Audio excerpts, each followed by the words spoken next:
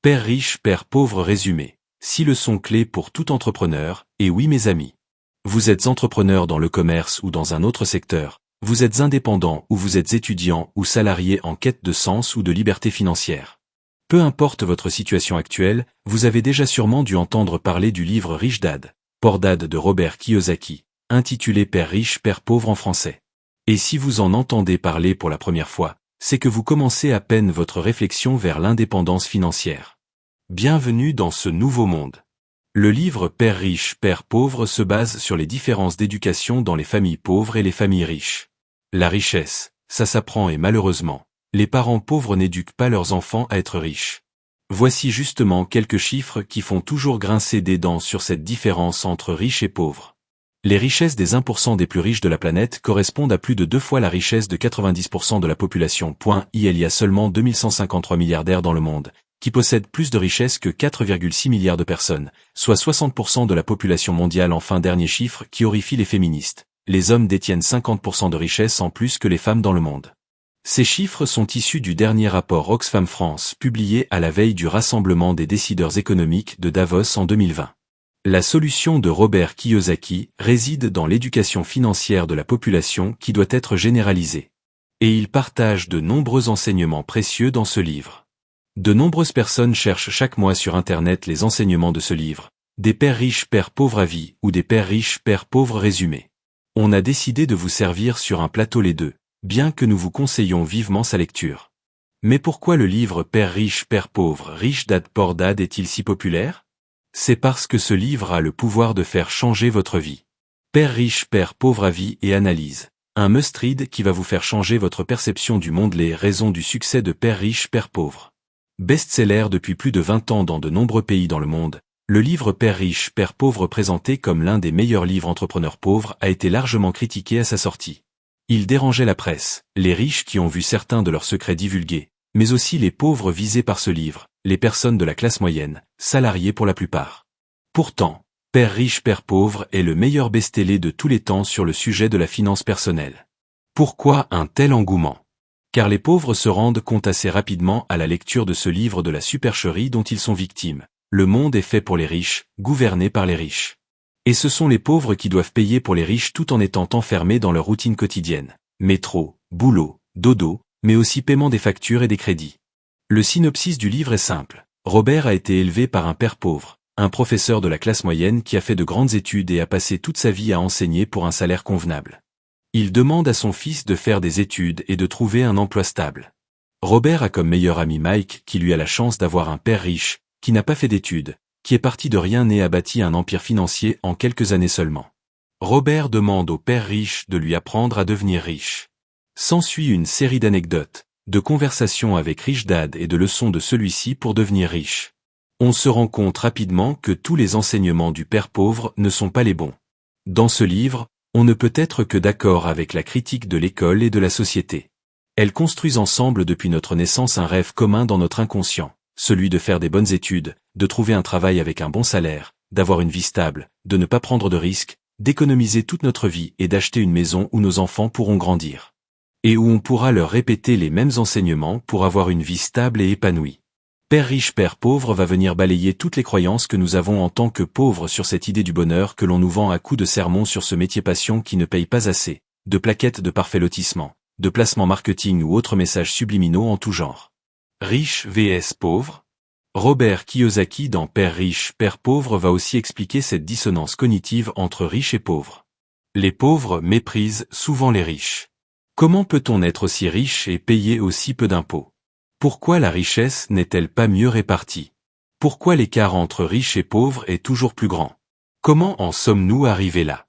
J'ai moi-même été confronté via mon entourage, et je continue de l'entendre d'ailleurs, à cette haine des riches. Si un tel a une belle maison, c'est parce qu'il a été aidé par ses parents qui sont blindés. Cette personne pue le fric. Les politiques sont tous corrompus par l'argent. C'est facile pour eux. Ils ont eu un héritage. C'est toujours les mêmes qui paient. Ils ne veulent pas payer leurs impôts, mais ils font des magouilleux.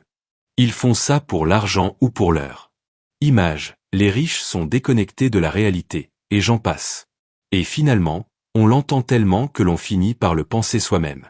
Encore plus dans un pays comme la France où parler d'argent est encore tabou, que ce soit en milieu professionnel ou familial. Mais à la lecture de Père riche, Père pauvre, on comprend que ce n'est pas de la faute des riches si nous sommes dans cette situation, mais de notre propre ignorance, de nos propres peurs ou de notre résistance au changement. Et que si on était riche, on agirait sans doute comme tous les autres grands de ce monde. Pourquoi les riches réussissent et les pauvres ont toujours des difficultés à combler les fins de mois? Pour l'auteur de Rich Dad Poor Dad, c'est à cause de notre manque d'éducation financière. Si nous comprenions mieux le monde financier dans lequel nous vivions et que nous nous formions continuellement, tout le monde pourrait devenir riche. Père riche, Père pauvre à vie. À lire absolument. Ce livre ne va pas vous apprendre à être riche du jour au lendemain. Et ne va pas vous aider à comprendre mieux les finances. Son but est seulement de vous faire prendre conscience de la vie dans laquelle vous êtes. De vous faire réaliser certaines dérives de la société. On vous conseille vivement de lire ce livre en entier. Même si vous n'aimez pas lire, Robert Kiyosaki a écrit Père riche, Père pauvre pour qu'il soit accessible à tous et très facile à lire. En lisant cet ouvrage, vous allez peut-être aussi penser que Robert se répète pas mal. Encore plus si vous lisez d'autres livres de Robert Kiyosaki, comme par exemple le Financial IQ ou le Guide to Investing. Et oui, il se répète. Mais c'est une technique d'apprentissage. Pour bien assimiler les concepts clés et les expliquer sous plusieurs aspects.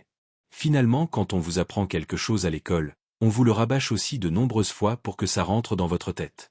Si la lecture n'est vraiment pas votre truc, vous pouvez toujours l'écouter en format audio, ou sinon lire un Père riche, Père pauvre résumé entier avec la Startup Cooper. Voici le résumé de principales leçons de Père riche, Père pauvre. Père riche, Père pauvre à vie. À lire absolument. Ce livre ne va pas vous apprendre à être riche du jour au lendemain. Et ne va pas vous aider à comprendre mieux les finances. Son but est seulement de vous faire prendre conscience de la vie dans laquelle vous êtes. De vous faire réaliser certaines dérives de la société. On vous conseille vivement de lire ce livre en entier. Même si vous n'aimez pas lire, Robert Kiyosaki a écrit Père riche, Père pauvre pour qu'il soit accessible à tous et très facile à lire. En lisant cet ouvrage, vous allez peut-être aussi penser que Robert se répète pas mal. Encore plus si vous lisez d'autres livres de Robert Kiyosaki, comme par exemple le Financial IQ ou le Guide to Investing. Et oui, il se répète. Mais c'est une technique d'apprentissage. Pour bien assimiler les concepts clés et les expliquer sous plusieurs aspects. Finalement, quand on vous apprend quelque chose à l'école, on vous le rabâche aussi de nombreuses fois pour que ça rentre dans votre tête. Si la lecture n'est vraiment pas votre truc, vous pouvez toujours l'écouter en format audio, ou sinon lire un Père riche, Père pauvre résumé entier avec la Startup Cooper. Voici le résumé de principales leçons de Père riche, Père pauvre. Père riche, Père pauvre résumé. Les principales leçons de Robert Kiyosaki. Leçon 1. Les riches ne travaillent pas pour l'argent. The poor and the middle class work for money. The rich have money work for them. Les pauvres et la classe moyenne travaillent pour de l'argent. Les riches font en sorte que l'argent travaille pour eux. Robert commence chaque leçon de Père riche, Père pauvre par une citation clé, que l'on vous retranscrit ici en anglais et en français. L'idée de ce chapitre est toute simple. Vous ne travaillez pas pour l'argent, l'argent travaille pour vous. Dans cette première leçon, Robert inculque quelques concepts clés en racontant sa première expérience avec Rich Dad. Il accepte de lui apprendre à devenir riche, à condition qu'il travaille pour lui les week-ends. Robert accepte, et travaille dur tout en étant payé une misère. Après plusieurs semaines à attendre que son père riche lui donne plus d'argent ou tienne sa promesse de lui apprendre quelque chose, Robert revient vers lui énervé, prêt à démissionner. Je mérite d'être mieux traité, je travaille pour rien, je n'apprends rien. Rich Dad réagit en disant, pas mal, en moins d'un mois, tu parles et tu penses comme la plupart de mes employés. Ces employés travaillent pour l'argent, et n'ont pas forcément de vrai désir d'apprendre. Ils acceptent parfois d'être sous-payés par crainte d'échouer ou de ne pas avoir d'argent. Pourtant l'échec fait partie de la réussite. Les personnes qui évitent l'échec évitent également le succès. En cas de problème, ils préfèrent dénigrer leur employeur plutôt que de se remettre en question. Alors que s'ils réalisent que c'est eux le problème, ils ont le pouvoir de changer. Malheureusement, le commun des mortels n'est intéressé que par un travail stable et par des augmentations. Et quand leur patron donne plus d'argent, ils en veulent toujours plus, et deviennent endettés en prenant des crédits. Les employés deviennent des esclaves de l'argent. Un esclave, même payé une fortune, reste un esclave. Cette course au toujours plus, Robert l'appelle la rarasse, à l'image de la petite souris en cage qui tourne continuellement dans sa roue. En quête de quoi? Finalement, après cette leçon, Robert continue à travailler pour Rich Dad sans salaire, et refuse même une belle augmentation pour ne pas avoir à travailler pour l'argent. Il arrive finalement à monter son premier business avec Mike en faisant payer l'entrée à une mini-bibliothèque de comics qu'il a récupérée gratuitement d'un magasin qui allait s'en débarrasser. Il a réussi à faire travailler l'argent pour lui. Leçon 2. Pourquoi enseigner l'ABC du domaine financier? It's not how much money you make, it's how much money you keep.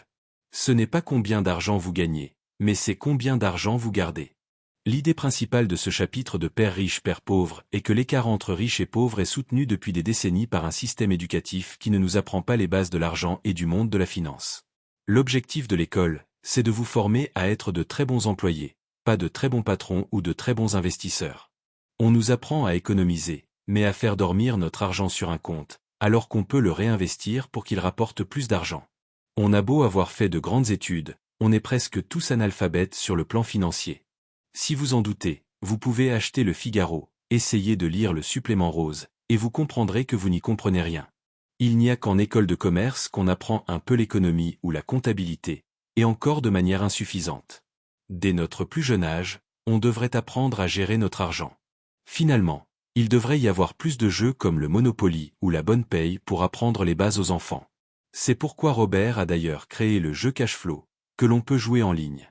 Robert rappelle dans ce chapitre l'importance de l'éducation financière à tout moment de la vie.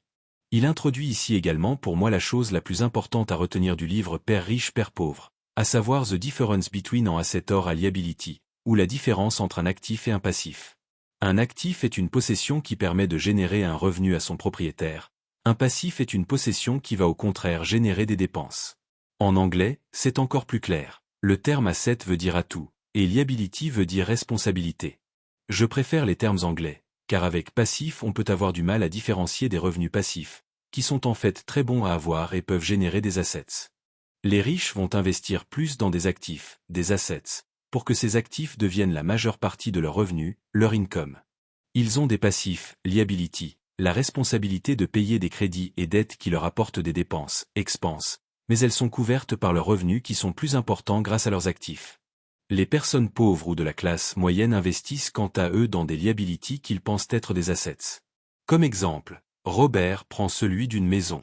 L'achat d'une maison représente souvent l'investissement d'une vie, un atout majeur pour une personne lambda que l'on va pouvoir transmettre à ses enfants. Mais pour Robert, une maison est un passif qui va représenter de nombreuses dépenses et un crédit dont on va être prisonnier pour 30 ans. Vous allez devoir payer la taxe foncière, les frais d'entretien, votre maison peut perdre de la valeur ou être détruite. Et vos enfants vont encore devoir payer des frais de succession élevés s'ils veulent pouvoir en hériter. Certes, vous ne jetez pas un loyer par la fenêtre chaque mois car vous remboursez votre crédit, mais vous ne faites pas d'argent non plus. Un investissement locatif est en revanche un atout, un actif, un asset. Le crédit va être payé grâce au loyer des locataires et vous pouvez même faire une plus-value chaque mois, ce que Robert appelle le cash flow. Comme quand vous revendez un produit avec une marge. Ou que vous revendez une action en bourse après avoir fait un produit. Le cash flow que l'on génère, c'est la base de l'investissement. Plus on a de cash flow, plus on peut investir, plus on est riche. Leçon 3. Occupez-vous de vos propres affaires. The rich focus on their assets column while everyone else focus on their income statement. Les riches se concentrent sur leurs investissements pendant que le reste du monde se concentre sur sa fiche de paie. Robert commence ce chapitre avec une parfaite anecdote. Quand le créateur de MC Donald's demande à des étudiants quel est son business, son audience ne comprend pas et ils répondent tous en chœur, les hamburgers. Mais non, le vrai business de MC Donald's, c'est celui de l'immobilier, car MC Donald's a implanté partout dans le monde ses restaurants dans des endroits stratégiques. On a tendance à avoir du mal à différencier business et occupation. Quand on est banquier, ce n'est pas notre banque, mais celle de quelqu'un d'autre. Avec cette leçon, Rich Dad nous fait comprendre qu'il faut surtout se préoccuper de son business plutôt que de travailler pour le business des autres. Chaque dollar gagné doit être réinvesti intelligemment. Les riches achètent des objets de luxe en dernier, alors que les classes pauvres et moyennes achètent les objets de luxe dès qu'ils reçoivent le fruit de leurs premiers investissements. Donc il faut travailler sur sa colonne d'assets pour générer ses propres revenus et les réinvestir le plus possible tout en veillant à ne pas payer trop de taxes sur ses assets. Et la création d'une entreprise permet d'éviter ce problème. Leçon 4. L'histoire des taxes et le pouvoir des entreprises. The corporations are the biggest secret of the rich.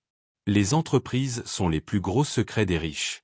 Dans cette leçon de Père riche, Père pauvre, L'auteur revient sur les origines des taxes gouvernementales, et pourquoi elles sont aussi favorables aux riches.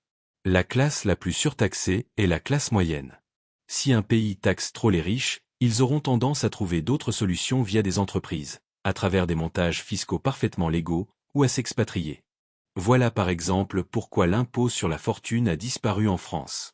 C'est encore par manque d'éducation financière que finalement les classes moyennes paient plein pot. Les lois sont faites pour faciliter l'investissement des riches, souvent à travers des entreprises ou des holdings. L'investissement personnel est le plus taxé. Les entreprises ont un régime plus favorable. Par exemple, quand une entreprise gagne de l'argent, elle dépense d'abord en employés, en notes de frais, puis ensuite paye ses taxes sur un revenu plus faible. Donc moins de taxes à payer. Alors qu'à l'inverse, un employé va recevoir son salaire, mais devra payer des taxes avant de pouvoir dépenser. Donc plus de taxes à payer. Finalement, en étant employé, on travaille pour l'argent et on donne le pouvoir à son entreprise qui va faire du profit. Alors que si l'argent travaille pour nous et l'entreprise que vous avez créée, vous gardez le pouvoir. La leçon de Père riche, Père pauvre, c'est finalement de se payer en premier. Leçon 5. Les riches engendrent l'argent. Often in the real world, it's not the smart who get ahead, but the bold. Dans le monde réel, ce n'est pas le plus intelligent qui réussit, mais le plus audacieux. On sait tous que l'argent est la plus grande croyance universelle. Finalement, un billet n'est qu'un morceau de papier auquel on ajoute une valeur fluctuante. L'argent en soi n'est pas réel. Du coup, il peut être créé. Les riches créent de l'argent et voient des opportunités où le commun des mortels n'en voit aucune. Par exemple, Robert Kiyosaki a fait récemment un webinar où il parle de toutes les opportunités d'investissement que représente la crise sanitaire et économique de la pandémie Covid-19. Comme exemple, Robert cite de nombreuses plus-values immobilières qu'il a réalisées en achetant des biens immobiliers en temps de crise. Il les a ensuite revendus sans difficulté, parfois au triple du prix une fois le marché rétabli. Pour faire ce genre d'affaires, il n'y a pas forcément besoin d'un apport financier pour acheter. Encore une fois, il faut se former en immobilier comme sur n'importe quel autre marché si vous voulez investir. Si vous ne comprenez pas l'investissement, ne vous lancez pas. On dit souvent que l'investissement est risqué. Mais Robert explique dans son autre livre Guide to Investing qu'un investissement n'est pas un risque s'il est mesuré et contrôlé. Leçon 6. Travailler pour apprendre, pas pour l'argent. Job security meant everything to my educated poor dad. Learning meant everything to my rich dad. La sécurité de l'emploi était le plus important pour mon père pauvre. L'apprentissage était le plus important pour mon père riche. Dans cette dernière leçon, Robert Kiyosaki revient sur l'importance de la formation. Il prend l'exemple d'une grande écrivaine qu'il a rencontrée alors qu'il faisait la promotion de son nouveau livre. Elle s'interrogeait pourquoi son livre ne se vendait pas.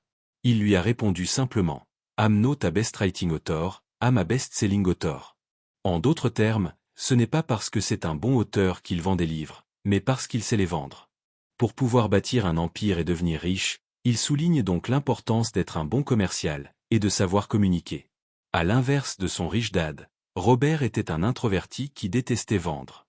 Il a finalement commencé à travailler dans l'entreprise Xerox car elle offrait un très bon programme de formation commerciale. Le Big Mac n'est pas connu pour être le meilleur hamburger du monde. Pourtant, c'est le plus connu. Comme le dit Robert, le monde est plein de personnes talentueuses mais pauvres. Elles doivent se former à la vente et au marketing pour connaître le succès. Robert recommande aux jeunes de chercher leur premier travail pas par rapport à ce qu'ils vont gagner, mais ce qu'ils vont apprendre. Not on what they will learn, but on what they will learn. Père riche, père pauvre résumé. Les 3 points clés pour les entrepreneurs. Vous l'aurez compris, le livre Rich Dad Poor Dad est riche en enseignements. Et encore une fois, nous conseillons vivement aux futurs entrepreneurs de prendre le temps de le lire. Surtout l'édition 20 ans après, car le livre a été écrit en 1997. Les affaires sont toujours les mêmes depuis, mais Robert a apporté en plus une analyse plus récente. Avec la crise sanitaire actuelle, certaines vérités dans ce livre font encore plus réfléchir. Et donnent envie de se lancer pour sortir enfin de cette rarasse permanente. Si on devait finalement résumer les 6 leçons de Robert Kiyosaki et de son riche dad dans Père riche, Père pauvre, on en tirerait 3 points clés qui aideront tout entrepreneur à atteindre leur indépendance financière. Éduquez votre QI financier. Vous devez rattraper le retard accumulé à l'école et vous former le plus possible sur les marchés financiers, les différents types d'investissements, bourse, immobilier, crypto-monnaie, actionnariat, et les lois de votre pays. Continuez à vous former également en vente et en marketing, deux compétences clés pour vendre mais aussi pour séduire des investisseurs. Trouver des assets. N'investissez pas dans des liabilities, mais dans des atouts qui vont vous faire gagner de l'argent, pas en dépenser plus. Investir avec son business. Si vous êtes déjà entrepreneur, vous avez créé votre entreprise. Grâce à votre bénéfice, vous pouvez le réinvestir dans des placements financiers. L'investissement à travers votre entreprise sera moins taxé que votre investissement personnel. À la fin de la lecture de Père riche, Père pauvre, Rich Dad Poor Dad, vous comprendrez que le salariat n'offre finalement aucune possibilité d'avoir une liberté financière. Peu importe votre salaire. Robert rappelle un vieux adage, Job est l'acronyme de Just Overbroke, ou presque fauché.